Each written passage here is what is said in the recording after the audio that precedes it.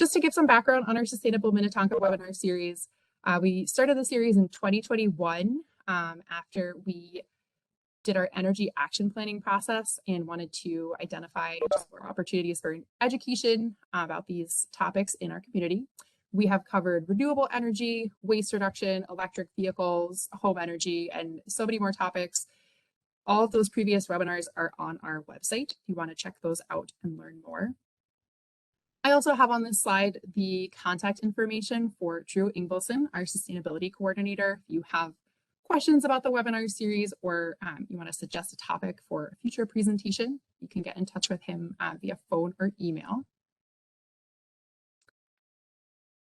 And I just wanted to shout out our Sustainable Minnetonka webpage here. There is a handy shortcut. You can go to minnetonkamn.gov/green. That will take you right here.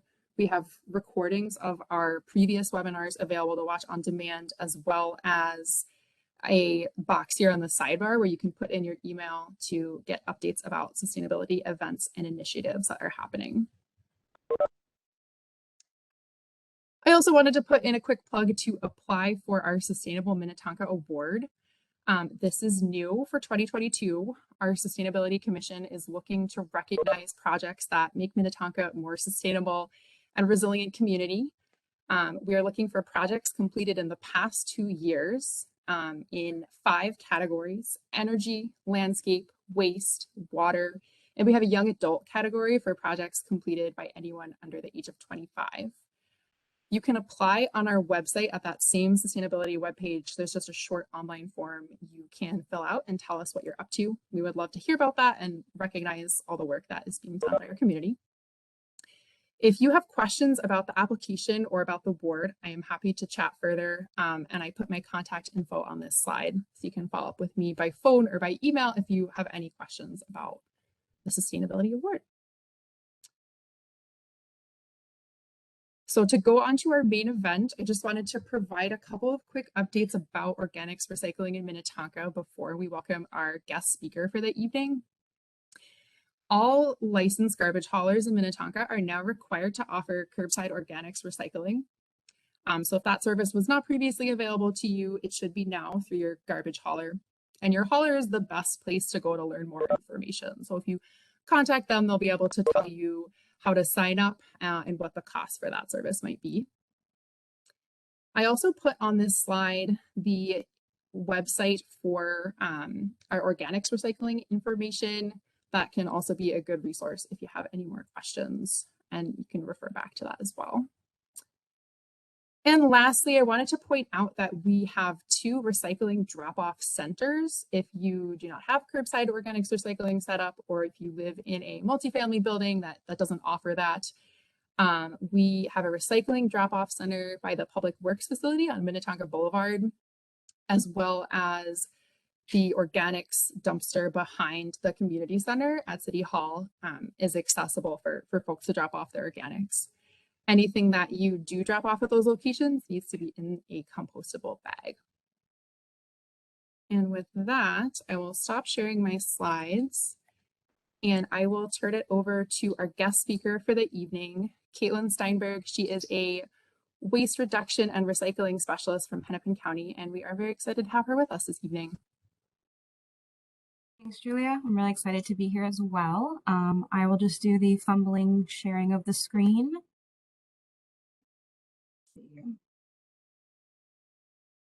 Of course, it won't be.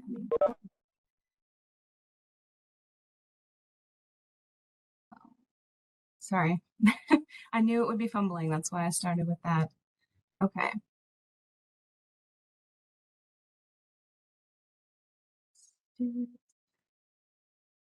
There we go. All right. Is everyone seeing a slide that says organics recycling? Now it should be. I'm seeing it. Yep. Awesome. Okay. All right. Well, thanks again for the introduction, Julia. And once more, my name is Caitlin. I work for Hennepin County. And I will be giving kind of an overview of organics recycling and the different ways that we manage organics in Hennepin County. There will be time at the end for questions, but if there's anything really pressing, feel free to interrupt. I'm sure Julia will be watching the chat. And here we go. So to start, we want to start with some definitions here, because there are a lot of terms that are thrown around when we talk about organics recycling, composting, organics for composting, and what in the world does all of that mean? So to just set the foundation to start, when we are talking about organics, organics means the biodegradable portion of what goes into our trash. So that would include any and all food material, any food soiled paper products. That usually means like paper napkins generally. And then certified compostable products. A lot more restaurants nowadays are switching over to using compostable productware for their takeout. And those things, if they are certified compostable, it means they will biodegrade just like food or napkins. So when we're talking about organics, we're talking about that plain biodegradable material. So then I have a question for all of you, and feel free to shout it out or maybe think to yourself quietly if you want, whichever. What percentage of our trash do you think is made up of organic material? Anywhere from 1 to 100%. Give you a minute to think about it. Okay. Seeing, yeah, 40 came in. The answer is approximately 25%. So this is from a very large waste sort that we did with the city of Minneapolis in 2016, where we sorted everything out into its different categories. And we found that 25% of what goes into the trash is organic material, biodegradable material, food, napkins, compostable products. And if you add in the small amount of yard waste that made it into the trash, you're looking at almost a third of what goes into our trash being organic, meaning it could be composted. It doesn't have to go in the trash. So knowing this, knowing that we have this amount of organic material that gets thrown away all the time, 25%, almost 30% if you include yard waste, how can we better manage that? What do we do currently in Hennepin County to manage that organic waste and get it out of the trash and into a different, sorry, something popped up, into a different waste stream? So the first few things I'm going to go through quickly because I want to focus on organics recycling. But one way that we manage organic waste is called food to people programs. This would be things like donating to food shelves and community kitchens. And if any of you have ever worked with organizations like the Food Group or Second Harvest Heartland, they do a lot of this work where they will collect food from grocery stores and restaurants and events and move them to people who are in need of that food. So that type of organics management is called food to people. Another method is called food to animals. This some may also be familiar with, but some businesses and schools in the county send their food scraps to pig farms that are generally located in northern Minnesota for the pigs to eat. And some school districts in the area, Eden Prairie, Orono, and St. Anthony, all currently do this. We also have something called food to animal feed manufacturing, and I'll be honest, I do not know the details of this one. But this focuses more on spent grain products or things that are inedible to people. Think like the waste material that comes out of making beer, for example, all the kind of hops and grains that are left over in the beer making process. That's not going to be edible to a human, or in the form that it's in, it's not going to be edible to a pig. So this will go into an animal feed manufacturing to turn it into pelletized feed and add nutrients and get that to be an edible food source. Again, this one is the one I know the least about. Please, no questions on this one. And then the main area we're going to focus on tonight is organics composting. So this is an organics management method that encompasses a lot of different areas. So when we look at what we refer to as industrial composting or large-scale composting, that is when we're collecting organic material from people, either from drop-off sites like the one you have in Minnetonka Hopkins, or from a curbside organics recycling program. If any of you have your organics picked up curbside, it would be part of a large-scale composting management method. But this also includes what people do at home when they are participating in backyard composting or worm composting, otherwise known as vermicomposting. So if any of you are doing any of these methods already, thank you so much. Like, that's fantastic. And if anyone is currently participating in backyard composting, or if any of you have some fun pet worms at home, that's amazing too. For the purposes of this presentation, we're going to be diving into the larger scale side of organics, but not to say that backyard composting isn't a valuable and important way to manage organic material as well. So when we are talking large scale, how is that compost made? And back to our definitions, what does compost even mean? So compost, the definition, is a nutrient-rich soil amendment that is made from decomposed organic material. So compost is the product we get when we take all that organic material from wherever we get it from, and we let it decompose under certain conditions, and it becomes compost. And yes, compost looks exactly like dirt, but it does often smell better. I don't know. Compost can smell really fresh and nice if it's made well. And again, the key phrase here is nutrient rich. Because of all the different organic material that goes into making compost, you often have a product that is just full of good nutrients and good microbes that just help make the soil so much healthier when you add it in. So how do we get the material to make compost? This is where organics recycling comes in. Organic material, so food waste, napkins, compostable products, are collected from lots of different entities, from residents in their homes, from commercial businesses, city programs, anywhere you can think of that would participate in organics recycling is contributing to this. In the Twin Cities area, there are two, let's see what I have next.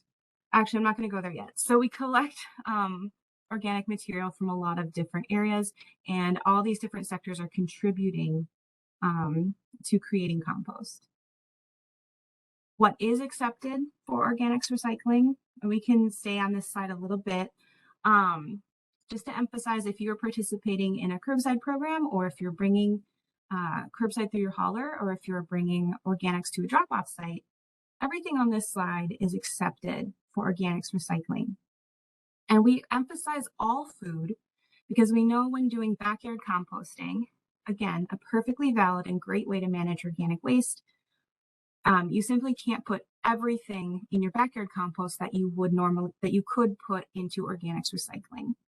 So for organics recycling, you can do all fruits and vegetables, but you can also do all meat and bones and dairy, which are usually things we'd recommend not putting in your backyard compost because they need a much higher temperature to break down that the backyard pile just usually can't achieve, and it might attract pests or create odors if you add those items. I mentioned food soil paper previously, which includes napkins, but that also includes paper towels and pizza boxes, which I know can be a big one for a lot of people. Again, certified compostable products. And when I say certified, I specifically mean something called BPI. BPI stands for the Biodegradable Products Institute. They test products that claim to be compostable and give their stamp of approval if they pass certain tests. And the facilities in Minnesota only want products if they are BPI certified, and most products will say so on the product itself or on the box that the product came in. And lastly, there's miscellaneous category. There's lots of random little things that can also go into the organics recycling, including coffee grounds and filters. And one I like to point out is Hair from your hairbrush, or when you're clipping your nails, those can go in as well. That is an organic material. Any like chopsticks or popsicle sticks that are just little wooden bits around the home, all sorts of things can go into your organics recycling. And I'll pause there because I think there might have been a question where I saw a hand. I do not see a hand raised. We have a couple of questions, but I think a lot of them you've gotten to or will get to.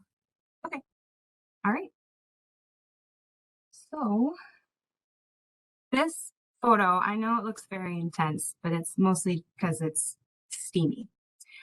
This is a picture of what is called windrows at an industrial composting facility or large scale facility. This is what we mean when we say large scale, large piles, high heat. If you do backyard composting, you can create a small pile in your backyard that material will break down in, but there's just no way that it'll be able to achieve the high temperatures and quantity that a large scale facility can do. So there are two facilities, mainly in Minnesota, that material goes to. One is called SET, and it's located in, I'm going to get it wrong, Empire Township, but it's close to Rosemont. And the other is called SMSC, and that's what this is a picture of, the Shakopee, Mdewakanton, and Sioux Composting Facility in Shakopee. These two facilities collect organic material, like I said before, from residential homes, from drop-off sites, from apartment buildings and businesses. They bring it to their facility, the hauler brings it to the facility, and then they take that organic material, they mix it with yard waste collection, so leaves and brush, because they like to create that good mixture of wet organic material and more dry, nitrogen-rich yard waste that you might approximate in your backyard, mixing food scraps and leaves. They mix that up, they lay it in these long piles called windrows, and then this is where the magic happens. These piles, in order for compost to be created, it must be in these piles for between 70 to 90 days. And the temperature in these piles can get well over 130 degrees Fahrenheit. And it needs to maintain that high heat of over 130 degrees for over 15 days for compost to be created. And at certain points in the process, they will, what they call, turn these piles, and they will flip them over to get everything all mixed up again. So every part of the pile gets a chance to get very, very hot and break down. And again, this is another area where I'm not an expert. I'm not an expert in microbiology, but on a high level overview, when I say breakdown, I mean that there's a microbiotic process that is happening in these piles where microbes and bacteria will consume the organic material and break it down. This is mostly the activity that is generating the heat in the piles, and heat is trapped within the piles as long as they're sitting there. And the hotter you get it, the faster that decomposition will happen. So that's a very high level overview of how organic material is broken down into compost. But once we have compost, what do we do with it? On the personal level, some of you, if you are big gardeners, you might be very familiar with getting compost, making your own in the backyard, or getting compost from a gardening store and using it in your own home. You can use it on indoor plants, you can use it in your yard, you can use it for home landscaping. But there are also much larger scale uses for compost. A very common one is, besides landscaping, is construction projects and other even municipal landscaping and municipal transportation projects. I think I have another. Yeah, so this is an example from Whitewater State Park where compost was sprayed along this ridge, not really a ridge, but the side of this path here and then grass was planted over it. And that compost not only helped the grass and the plant life to grow, but it also helped to prevent further erosion of this path and the continued falling of that sand and rock material into the little ravine at the bottom. So compost is very, very useful for infrastructure projects, preventing erosion, and can be used on a larger scale.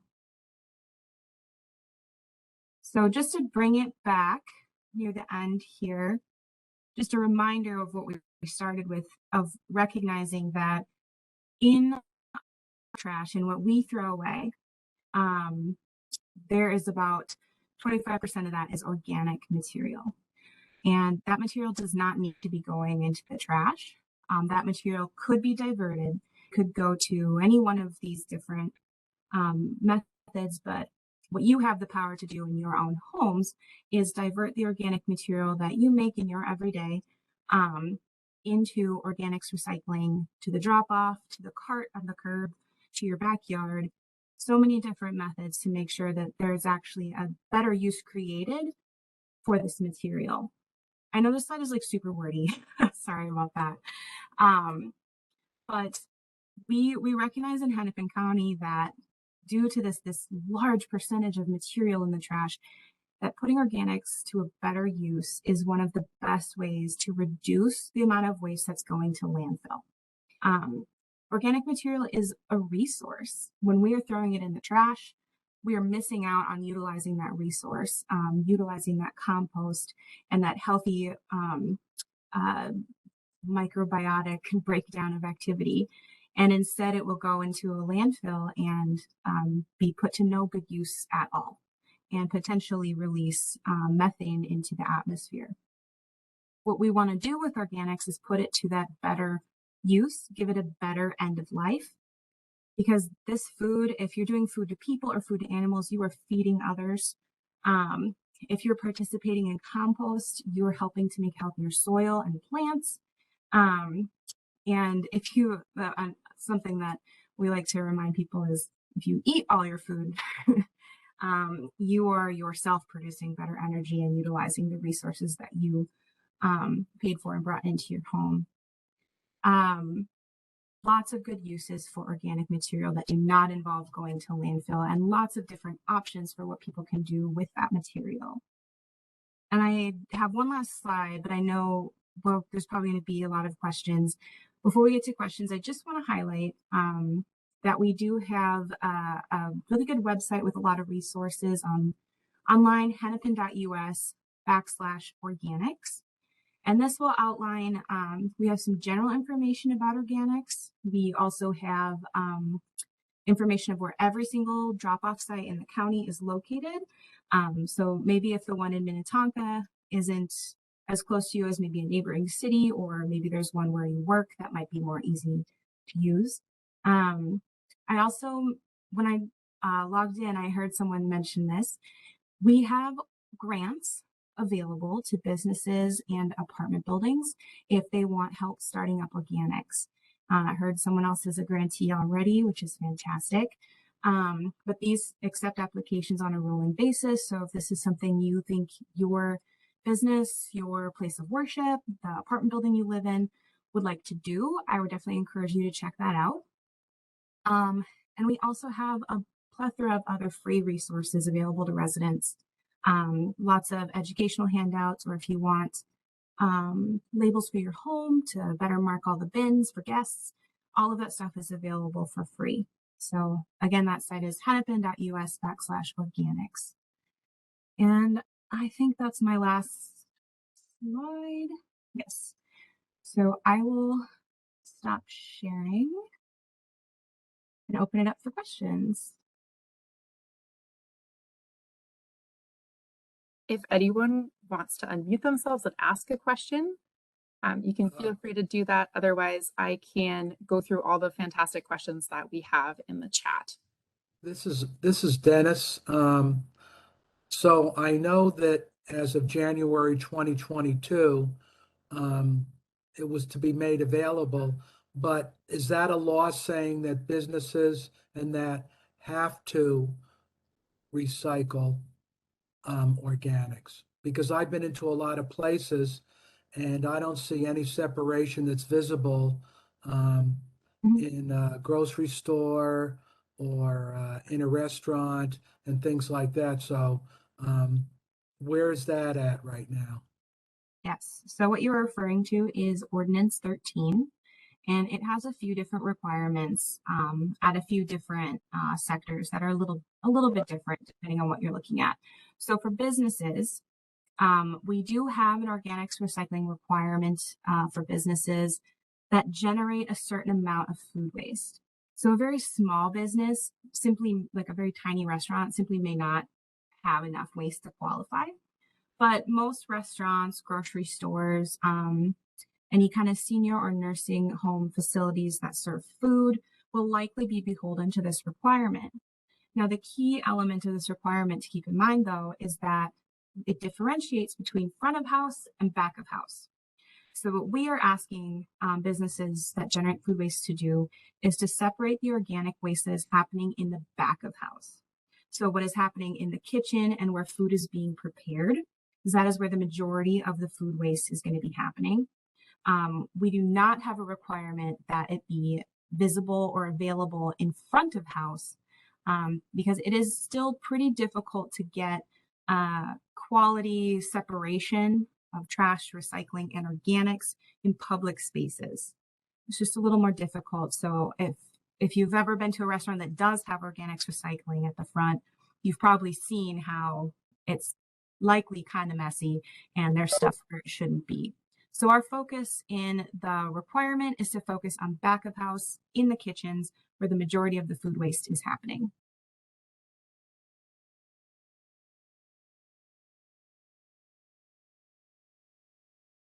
Thanks. That was a I have great a question. question. Yeah, go ahead. It said, excuse me, you said early on that the rubbish haulers were now required to do the compost or organics recycling. Does that include townhomes and condos? That does not. The does best not. option for townhomes and condos would be to use the drop-off locations or work with like a property manager or association to get that service set up. Yeah, because we've been trying for a few years to get our haulers to pick up organics and do organic recycling here, and we just can't get it to happen. So we were very hopeful that that was the case. So, okay, thanks. Sherry, I would definitely recommend you look into our grants available. Townhomes and condos would fall under what we would refer to as multifamily or apartment buildings. And if you're wanting to add organics, you would likely qualify for that grant, and that can help with the startup costs of doing so. Okay, and that's on the Hennepin County site? Yep. Okay, thanks. I can put that in the chat. I believe it's hennepin.us/organics. Is that correct? Correct. And there is a like apartment specific page that I'll pull up and throw in there too, just to send straight to the grants. Thanks, guys. I see a hand up from Jackie. Would there be grants or any help available for nonprofits like churches? Yes, I think that would be covered by the business grants. So we just have, I mean, they're kind of similar. We have grants that help in general with recycling, organics, and waste prevention. And a place of worship would fall under the business side. Okay.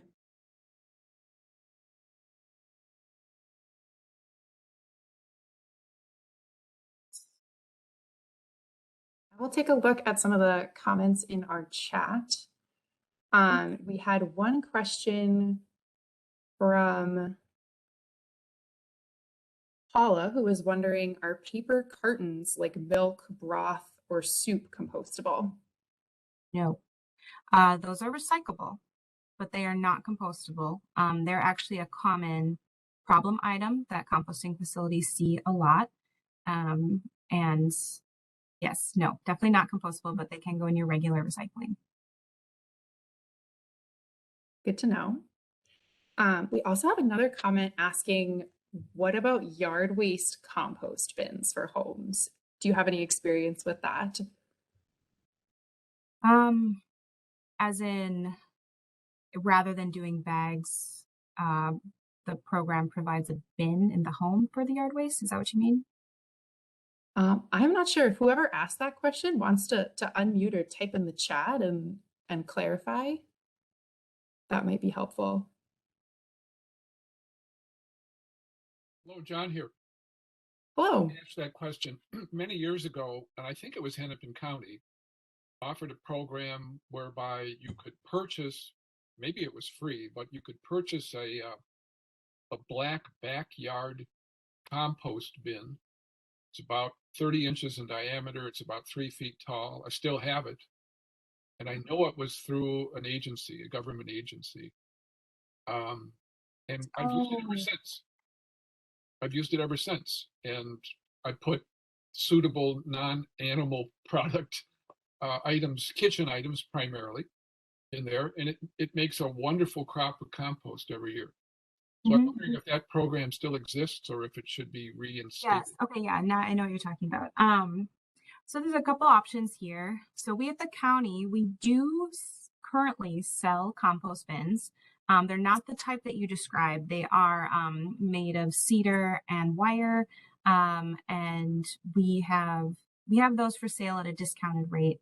And you would pick them up at our Brooklyn Park transfer station and could assemble them at home. They're really good bins, and it's a really good discount. And if you're interested in them, I would definitely recommend it because we may not be doing them again next year.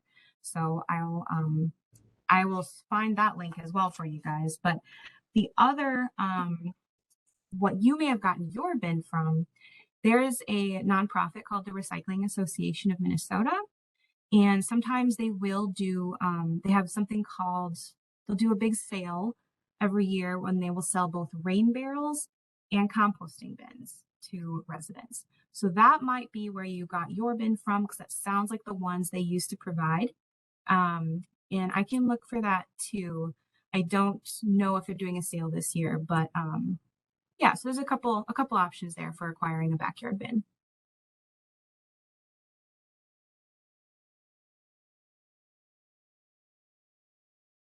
Good to know. Our next question, Dennis was wondering, is carbon dioxide a byproduct of composting?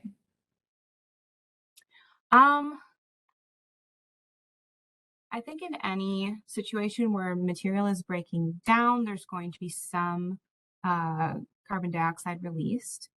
But what happens in this more natural breakdown of material is the type of thing that happens all the time when stuff breaks down in nature.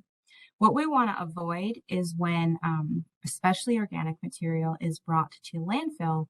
When that breaks down in landfill without any air, so it becomes an anaerobic process versus an aerobic process. Now, rather than releasing carbon dioxide, you are releasing methane. And methane is a much more harmful greenhouse gas. And many landfills do have elements in place to try to capture the methane and burn it off so it doesn't go into the atmosphere, but you simply can't capture all of it. And it's just a much more harmful byproduct when the material is broken down in that method.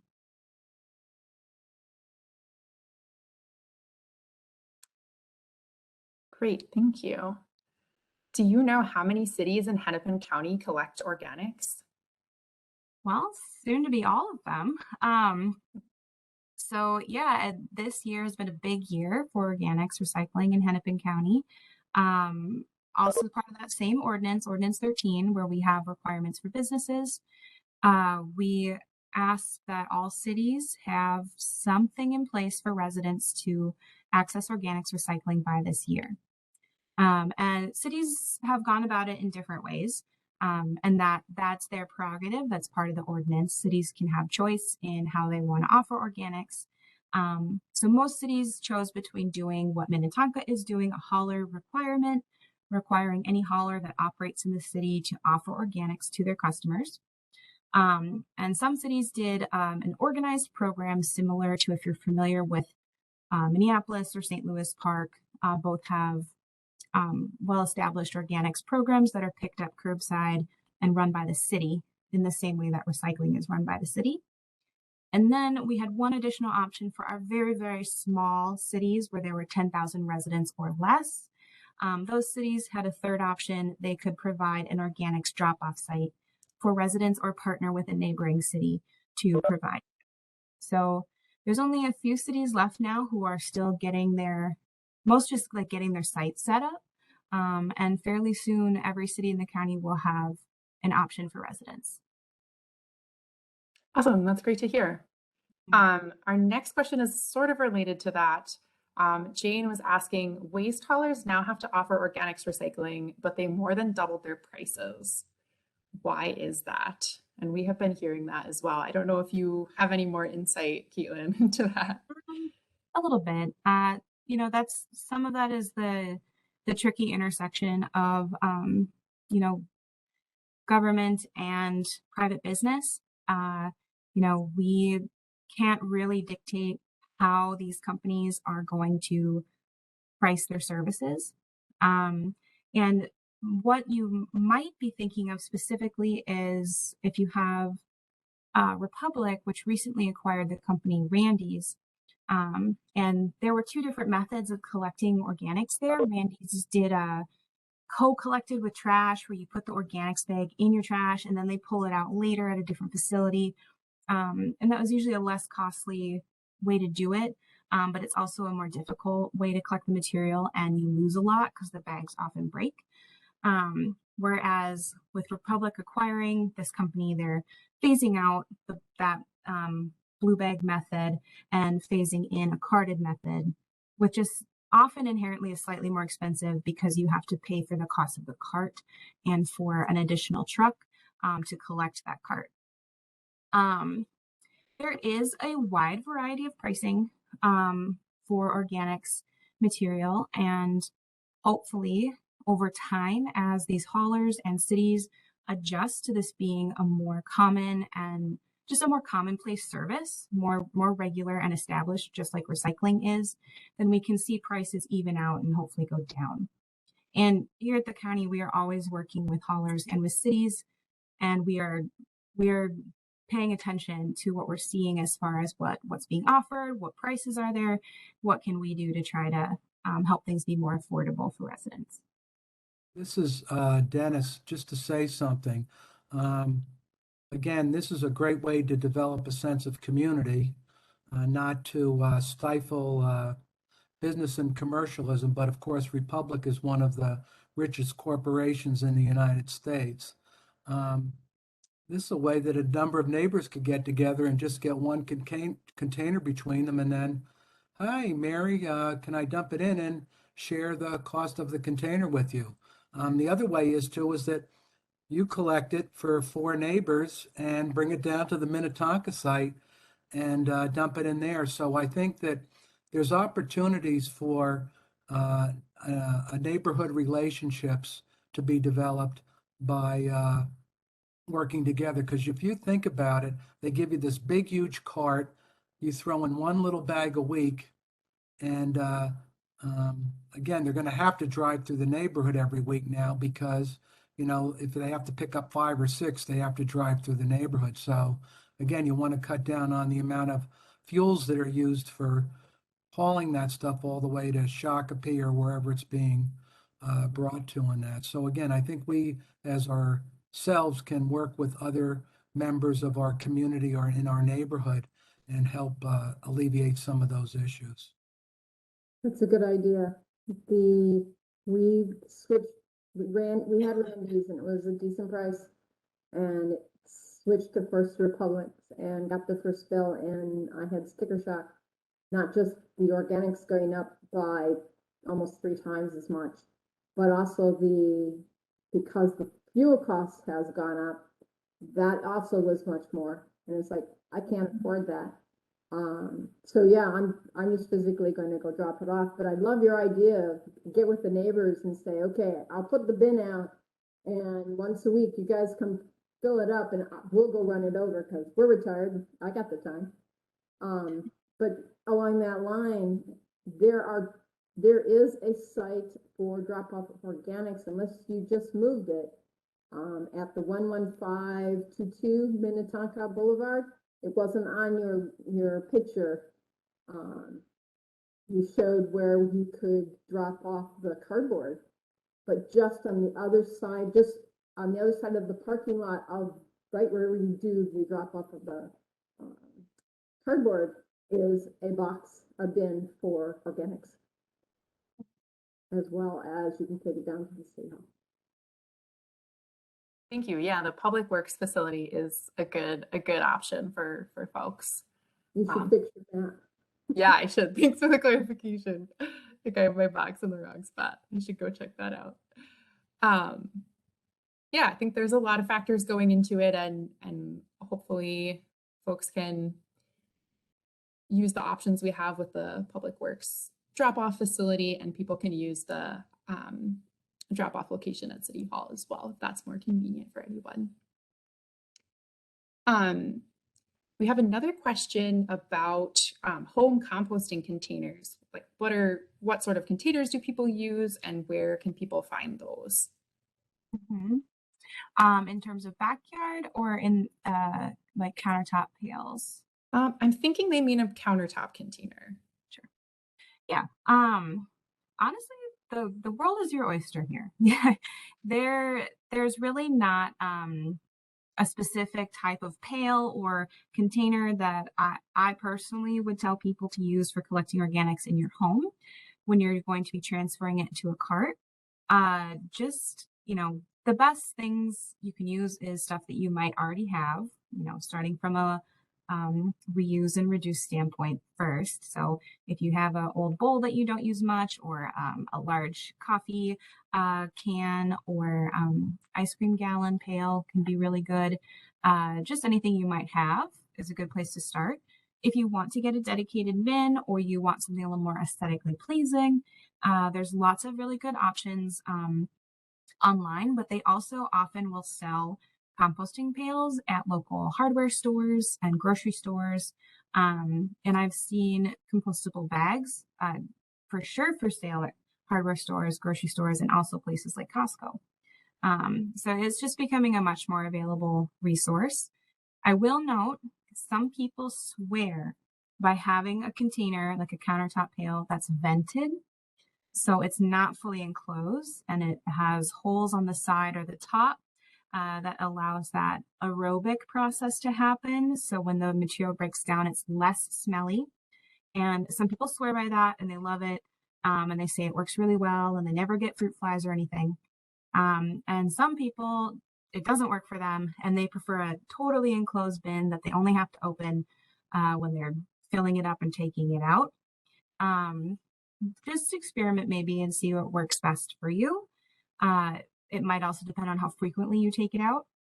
And one tip I like to share is if you don't like take your organics to the drop off or to the cart very frequently, but you have a large amount of material, a good option for storing that material is in your freezer.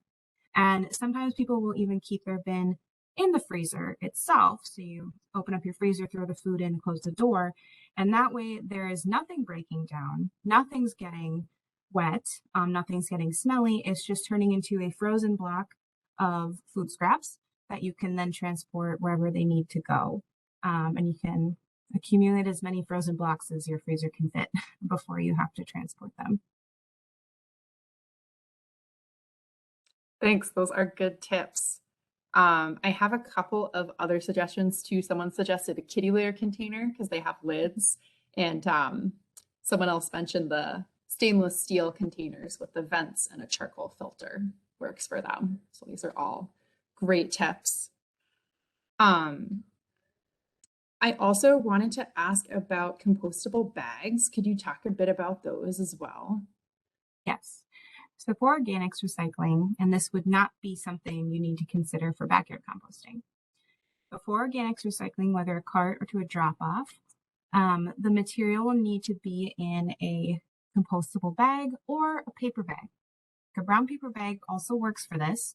I know those are more likely to break if they're wet, but it is an option. Compostable bags, this is again just like compostable products. need to be certified by BPI. And they will say so on the box and also on the bag if they are BPI certified. And that symbol and the certification will be right there, and it will hopefully be obvious.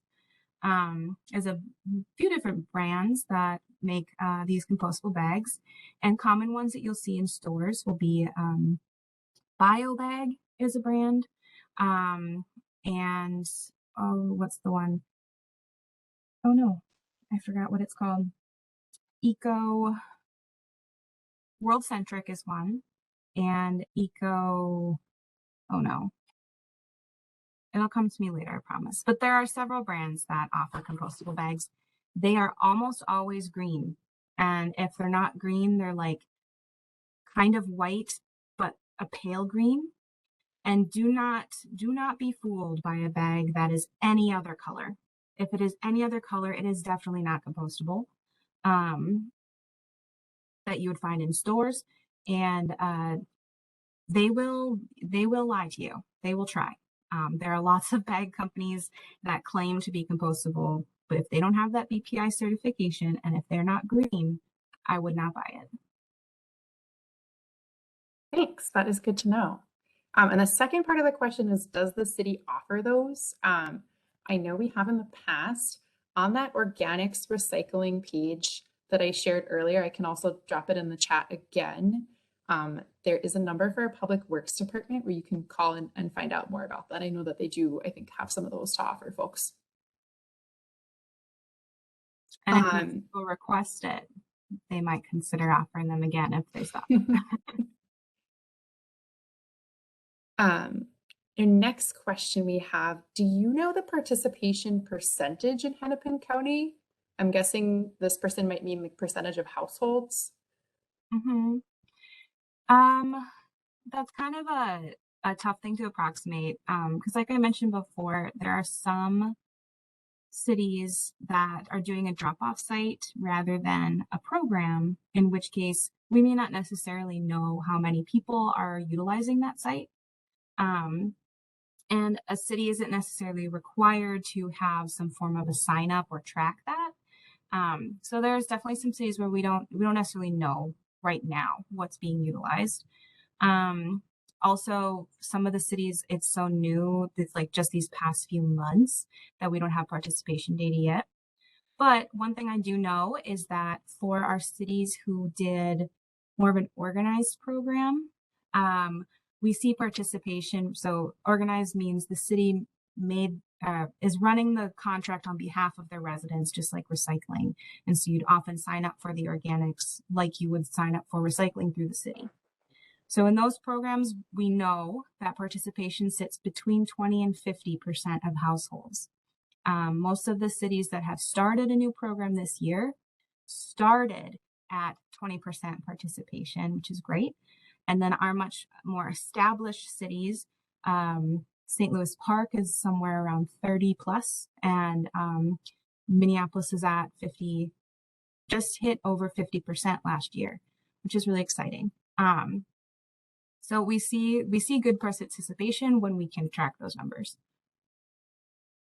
And I see some comments about Randy's bags, and just to note that those bags are not bags you'd buy in a store that you could purchase yourself.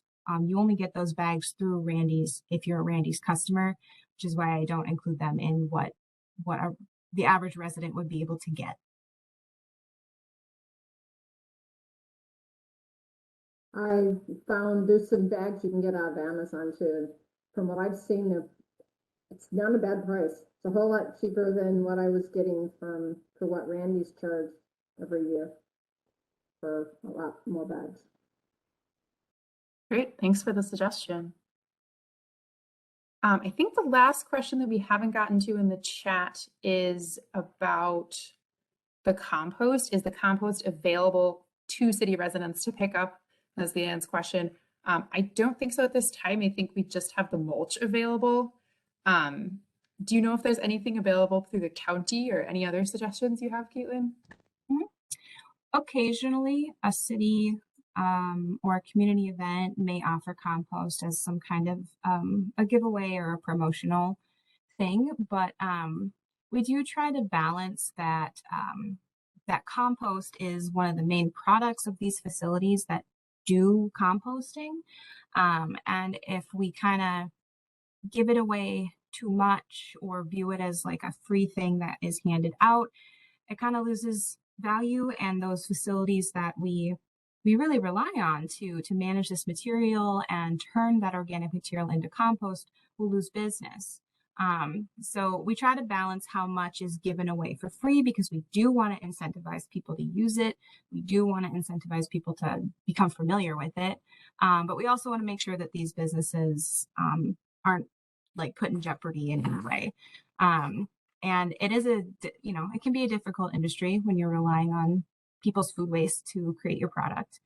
I would recommend, though, checking out these companies that create compost from local food scraps. Again, they're called SET and SMSC. And I know that's very confusing, but SET goes by in stores and commercially the mulch store, if you're more familiar with that.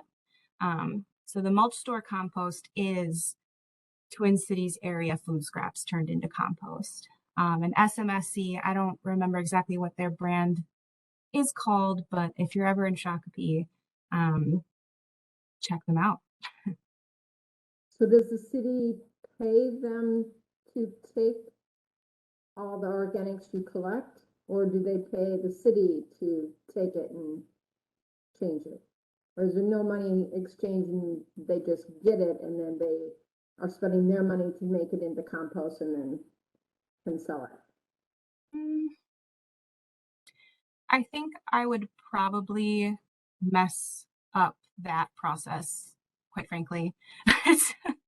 It's a full-on industry, just like recycling is and all waste management, truly, which is great because that creates jobs and helps the economy, but it also is a lot of financial stuff that I'm really bad at. So I think I would mess that up, but not to say that there isn't an answer to that question. And if you want to send something to me via email or something I could research maybe and send to Julia to send out, yeah, just off the top of my head, I'm not sure. I was just curious how it was working. Yeah. Well, that is everything I see in the chat. I'll just maybe leave one more moment in case anyone had a question they were waiting to jump in on before we end here at 7.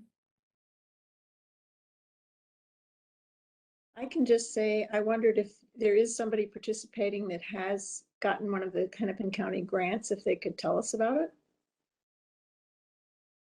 This is Dennis.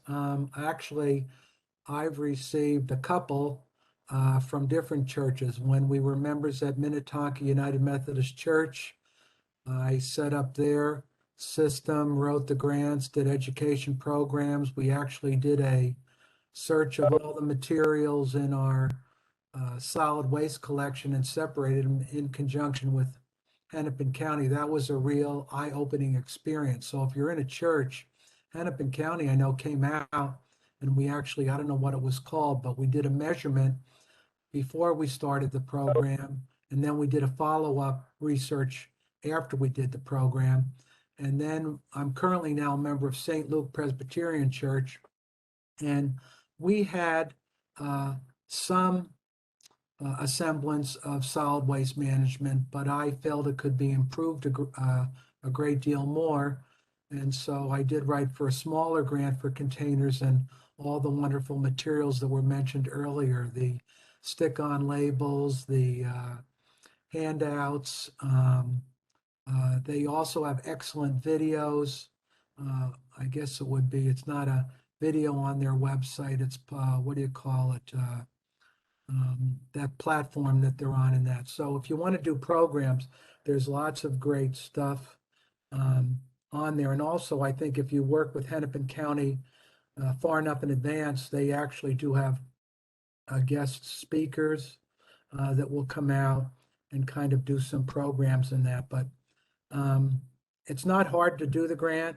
It's very easy step to do it. And I think the Hennepin County just wants to get solid waste management in the county under control. and they've been very good about getting the grants out. And so I have no problems being taxed by Hennepin County to put money into projects like that. But it's not a hard process, and they were there if I had any questions. I mean, if I had a question about the grant, can I do this? Can I do that? They got back to me relatively quickly in that. So I can't say enough good things about Hennepin County. Thank you, Dennis.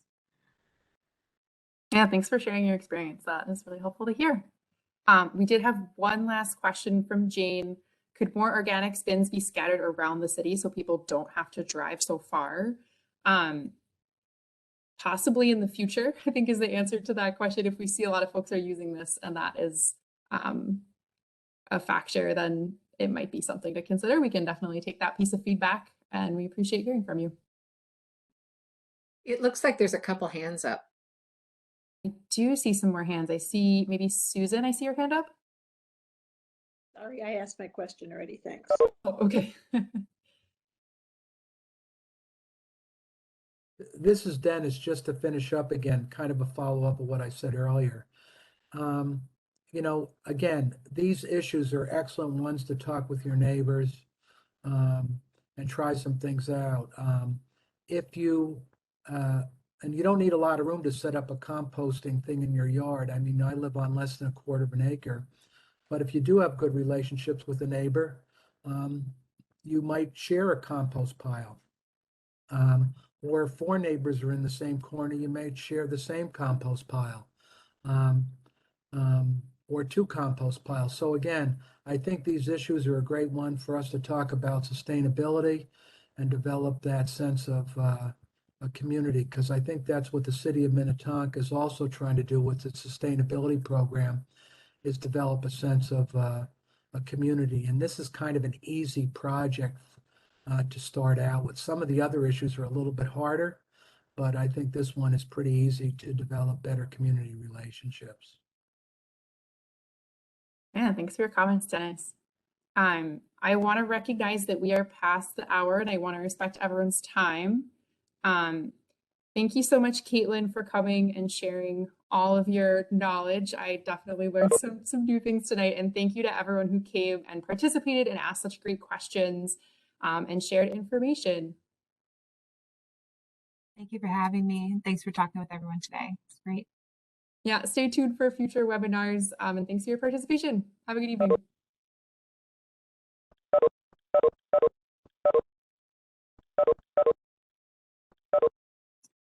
Do you want me to stay on it, Julia? Are you good? No, I thank you so much for coming. That was awesome. All right. Thanks. Have a good night. Yeah, you too.